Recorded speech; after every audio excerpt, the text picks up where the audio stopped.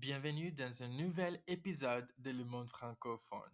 Aujourd'hui, nous plongeons dans le domaine de la diplomatie internationale pour explorer les relations complexes entre les pays francophones, Israël et la Palestine.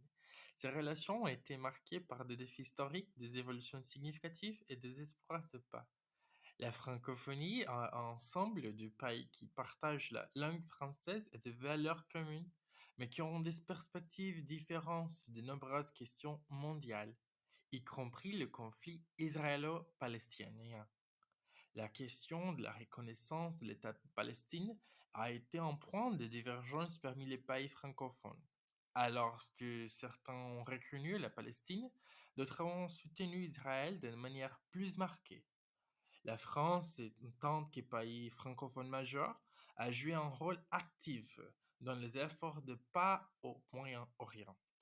Il a appelé à une solution de deux États avec Israël et la Palestine coexistent pacifiquement.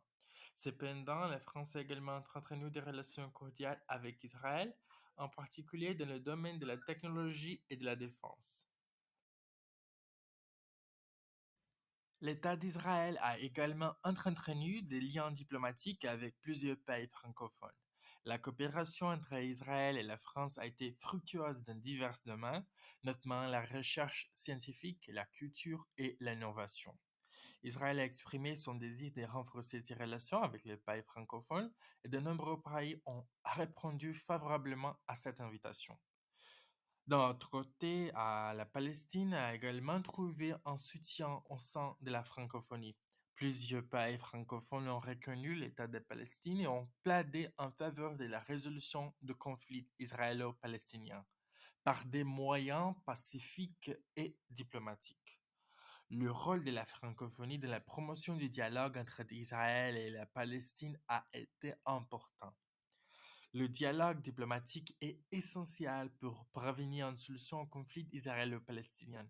Les négociations de paix ont été marquées par des hauts et des bas, mais de nombreux pays francophones continuent de soutenir un règlement basé sur la coexistence pacifique des deux États. La diplomatie est un outil précieux pour favoriser la compréhension mutuelle et l'instauration d'un paix durable.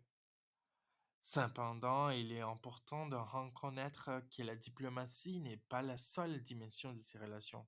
Les opinions publiques dans les pays francophones, Israël et la Palestine jouent également un rôle essentiel. Les médias, les universités et les ONG contribuent à façonner les perceptions et les attitudes à l'égard du conflit. Dans le cadre de la diplomatie et de la francophonie, des initiatives culturelles et éducatives visent à promouvoir la compréhension mutuelle entre les peuples de ces régions.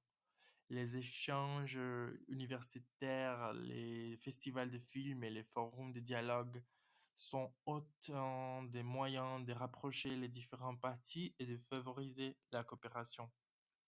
Le conflit israélo-palestinien est complexe et chargé d'émotions, mais la diplomatie continue de jouer un rôle crucial. Les pays francophones, en tant que membres de la francophonie, sont confrontés au défi de concilier les intérêts nationaux avec leur engagement en faveur de la paix et de la stabilité régionale. Il est essentiel de maintenir le dialogue entre les pays francophones, Israël et la Palestine. Les échanges diplomatiques, la promotion, la compréhension mutuelle sont des étapes essentielles vers la résolution du conflit. La francophonie peut servir de plateforme pour faciliter ces échanges et contribuer à la recherche des solutions pacifiques. Les relations entre les pays francophones, Israël et la Palestine sont complexes, mais elles évoluent. La diplomatie continue de jouer un rôle crucial dans la recherche d'une solution au conflit israélo-palestinien.